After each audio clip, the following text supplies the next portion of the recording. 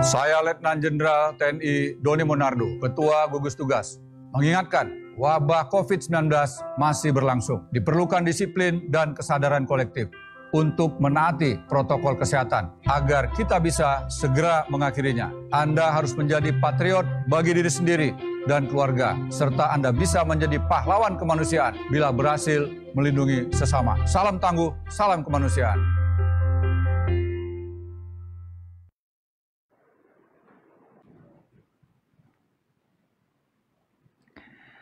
Selamat sore, saudara-saudari.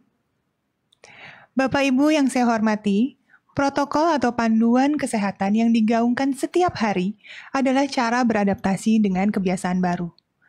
Protokol tersebut adalah syarat agar kita tetap produktif dan aman COVID-19.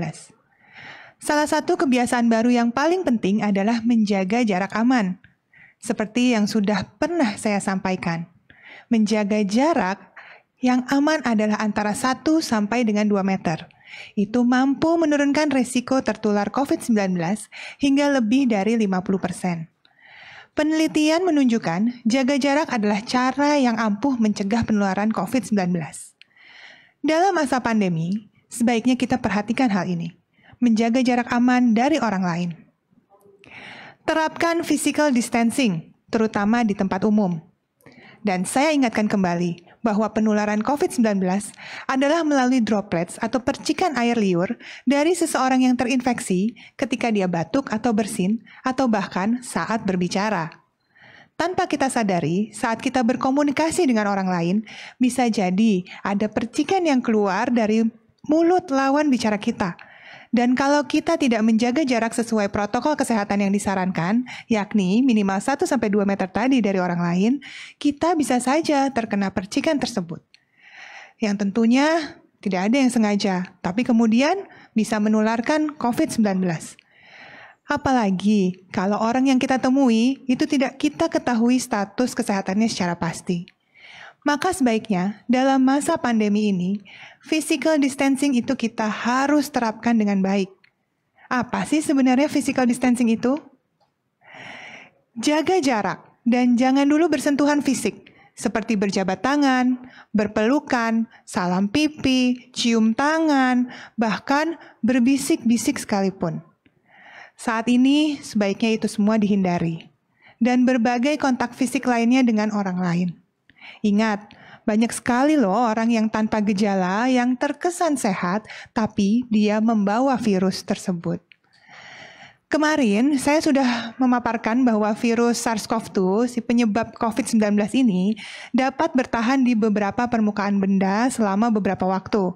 Nah, bisa saja virus ini kemudian menempel secara tidak sengaja di tangan kita, akibat kita menyentuh barang-barang yang ada virusnya di permukaan tersebut. Nah, kalau kita kemudian bersentuhan dengan orang lain, maka penyebaran virus tersebut bisa makin masif, makin luas. Dengan menjaga jarak aman dan physical distancing, terutama ketika kita tidak menjenguk orang yang sakit atau mengunjungi orang-orang yang rentan, itu sangat penting untuk diterapkan. Mari kita biasakan untuk menjaga diri, tidak memegang anak-anak kecil, apalagi bayi, kalau kita bukan orang tuanya.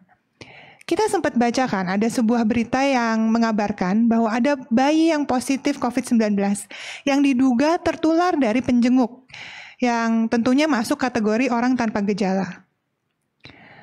Praktik baik dari belahan dunia lain yang saat ini mulai menunjukkan keberhasilan untuk membendung penularan COVID-19, paling tidak untuk sementara ini adalah negara sahabat kita, yaitu Jepang.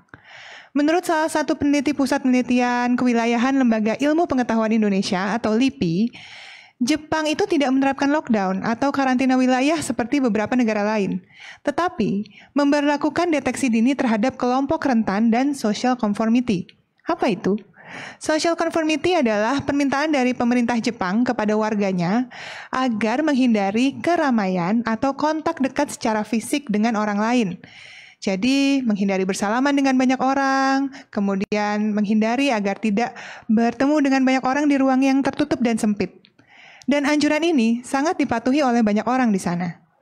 Jadi, social conformity tidak lain dan tidak bukan adalah kepatuhan terhadap anjuran otoritas kesehatan atau pemerintah. Mereka yang patuh dan disiplin mematuhi anjuran, selama ini ada hashtag di rumah saja, dan menaati PSBB, termasuk kelompok ini. Untuk itu, kami berterima kasih banyak karena merekalah yang berjasa menurunkan angka penularan di beberapa daerah, termasuk DKI Jakarta di bawah rata-rata 1. Para dokter di rumah sakit di Taipei itu pun juga membuat sistem pemantauan pasien tanpa kontak. Sebenarnya tujuannya adalah untuk mengurangi resiko terpapar virus bagi dokter dan perawat yang merawat pasien COVID-19. Karena menurut Kementerian Kesehatan Republik Indonesia, orang yang paling beresiko tertular adalah orang yang kontak erat dengan pasien, termasuk mereka yang merawat pasien COVID-19. Ingat kembali bahwa ada yang namanya masa inkubasi, yakni masa di mana seseorang itu terinfeksi dari mulai masuknya virus tersebut ke badan sampai dengan munculnya gejala penyakit pada tubuhnya. Masa ini bervariasi antara 2 sampai 14 hari. Artinya, bisa saja ada orang-orang yang terinfeksi tapi tidak atau belum menunjukkan gejala atau menunjukkan gejala yang sangat ringan yang membuatnya masih bisa beraktivitas seperti biasa. Jadi mulai sekarang, perhatikan cara kita berinteraksi dengan orang lain. Hindari kontak fisik, ingat jaga jarak. Tapi pencegahan lainnya juga tetap harus dijalankan. Tetap pakai masker dengan baik dan benar, apalagi kalau terpaksa harus berdekatan dengan orang lain. Kemudian tetap cuci tangan dengan sabun dan air mengalir, ya paling tidak selama 20 detik. Dan tentunya menerapkan protokol kesehatan lainnya. Seorang ahli penyakit menular berkata, ketika Anda mengulurkan tangan, Anda mengulurkan senjata biologis. Maka mari, jinakkan senjata ini dengan rajin cuci tangan dan jadikan alat kebajikan tangan yang menjadi alat penolong, melindungi orang lain dari COVID-19. Ketiga, perilaku bersih dan sehat yang tadi sudah saya jabarkan adalah bentuk adaptasi kebiasaan baru yang saat ini sering kita dengar, dan hanya akan berhasil membantu kita produktif apabila kita jalankan dan laksanakan dengan disiplin dan bersama-sama. Kalau kata Bapak Yuri, kita pasti bisa. Sekarang saya akan persilahkan Bapak Dr. Ahmad Yuryanto untuk membawakan data hari ini.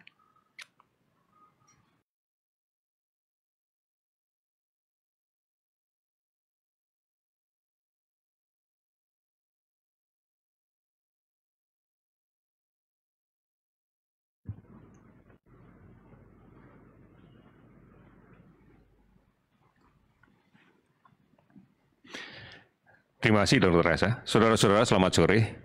Hari ini kami akan mengupdate kembali data kinerja layanan kesehatan terkait dengan penanganan COVID-19 ini. Hari ini tanggal 12 Juni 2020 kita mengupdate sampai dengan pukul 12.00 waktu Indonesia bagian Barat selama 24 jam yang lalu. Kita telah melakukan pemeriksaan spesimen sebanyak 15.333. Artinya ini sekarang sudah menjadi 478.953 orang.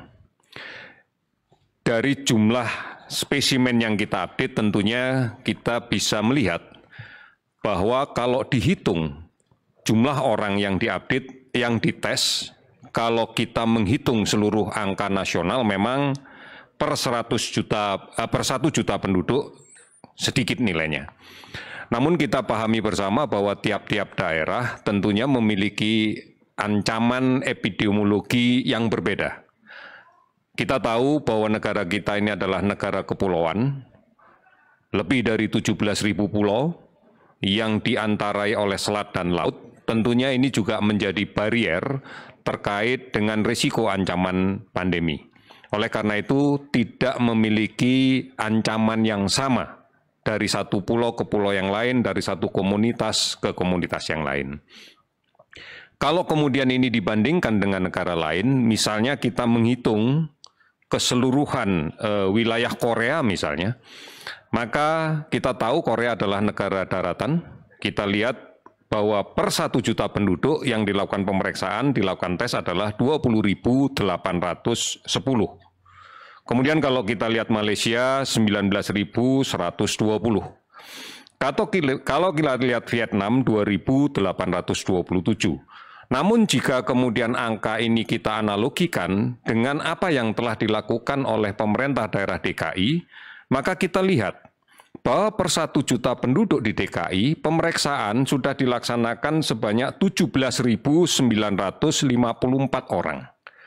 Artinya angka ini sebenarnya tidak kemudian mengesankan bahwa kita tidak menangani dengan baik. Ini semuanya adalah realisasi dari amanat yang sudah diperintahkan oleh Presiden untuk melakukan pemeriksaan secara masif. Ini data-data yang bisa kita dapatkan. Persoalannya adalah tidak mungkin seluruh wilayah tanah air dengan kepulauan yang demikian luas kita analogikan dengan negara yang hanya dalam satu daratan, dengan jumlah penduduk yang relatif sedikit dan dengan jumlah penduduk yang lebih sedikit dibanding dengan tanah air kita. Tetapi bagaimana kita menangani daerah dengan ancaman epidemi yang tinggi, kita sebenarnya sudah melakukan sesuatu yang sama dengan mereka. Kami akan terus menghitung potensi ancaman ini pada beberapa daerah yang memiliki karakteristik yang sama dengan DKI, semisal Surabaya, Makassar, dan seterusnya. Ini adalah gambaran bahwa kita telah bersungguh-sungguh di dalam melaksanakan pemeriksaan ini. Dari data yang kita dapatkan pada pemeriksaan spesimen hari ini, kita dapatkan bahwa akumulasi kasus konfirmasi COVID-19 yang positif adalah sebanyak 1.111 orang. Sehingga total menjadi 36.406 orang. Kalau kemudian kita lihat sebarannya, maka angka ini didominasi oleh penambahan kasus 1 di Provinsi Jawa Timur sebanyak 318 kasus, namun juga pada saat yang bersamaan melaporkan bahwa yang sembuh adalah 72 orang. Kemudian DKI Jakarta, 93 kasus baru dan 120 sembuh. Kemudian Sumatera Utara 88 kasus, belum ada laporan sembuh. Sulawesi Utara 65 kasus, belum ada laporan sembuh. Kalimantan Selatan 60 kasus dengan 15 sembuh. Kemudian ada 14 provinsi dengan kenaikan kasus di bawah 10. Bahkan 6 provinsi melaporkan tidak ada kenaikan sama sekali. Beberapa provinsi dengan kasus yang lebih banyak yang sembuh dibanding kasus positif, diantaranya Sulawesi Selatan. Hari ini melaporkan 58 kasus, namun dilaporkan juga 73 sembuh. Jawa Tengah 44 kasus baru, 50 sembuh. Kemudian Sumatera Selatan 33 kasus baru, 38 sembuh. Nusa Tenggara Barat 23 kasus, dilaporkan 72 kasus sembuh. Jawa Barat 19 kasus positif baru, 41 sembuh. Sumatera Barat 10 kasus baru, 15 sembuh. Kalimantan Timur 8 kasus baru, 11 sembuh. Ini adalah bukti bahwa memang sekarang persentase kesembuhan jauh lebih tinggi dibanding dengan kematian. Kalau kita perhatikan data akumulasi sampai dengan kondisi saat ini, 35,8% sembuh. Sedangkan kematian berada di kisaran 5,67%. Saudara-saudara, kasus sembuh total untuk hari ini sebanyak 577, sehingga kemudian total bisa menjadi 13.213. Meninggal 48, total menjadi 2.048. 424 kabupaten kota telah terdampak COVID-19 di 34 provinsi. Sementara orang dalam pemantauan yang dilakukan sampai dengan saat ini akumulasinya ada 37.538, sementara pasien yang dalam pengawasan adalah sebanyak 13.923 orang.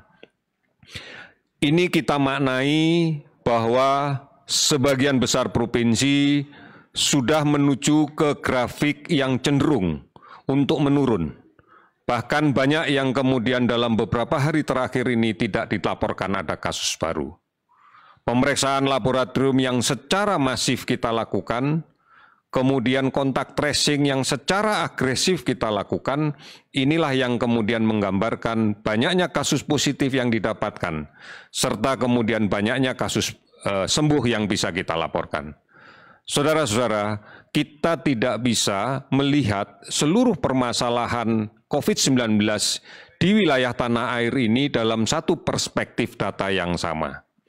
Berbagai macam perbedaan pasti akan kita dapatkan, baik terkait dengan risiko maupun terkait dengan kepadatan penduduk. Inilah yang kemudian tidak mungkin kita membandingkan secara langsung antara kondisi negara kita yang demikian luas dengan kepulauan dan jumlah penduduk yang demikian padat serta sebarannya yang tidak merata sama dengan negara-negara yang relatif berupa satu daratan dengan penduduk yang relatif sedikit. Inilah kajian yang harus kita lakukan setiap saat, sehingga kebijakan yang dibuat pun juga tidak bisa general berlaku untuk keseluruhan. Ini yang harus kita pahami. Oleh karena itu, pengendalian kita semuanya menjadi faktor penting untuk menentukan keberhasilan penanganan COVID-19 ini. Tetap untuk patuh dan disiplin dengan protokol kesehatan, menjaga jarak, menggunakan masker, mencuci tangan dengan menggunakan sabun, pola hidup bersih sehat, cukup aktivitas fisik dan istirahat, ini menjadi penting. Hindarkan kepanikan dan ikuti terus berita tentang COVID-19 ini secara cermat. Karena kita tahu bahwa cara inilah yang bisa kita gunakan untuk bersama-sama mengendalikan COVID-19 ini. Kami yakin bahwa kita semua bisa melaksanakan. Kita pasti bisa. Terima kasih, selamat sore.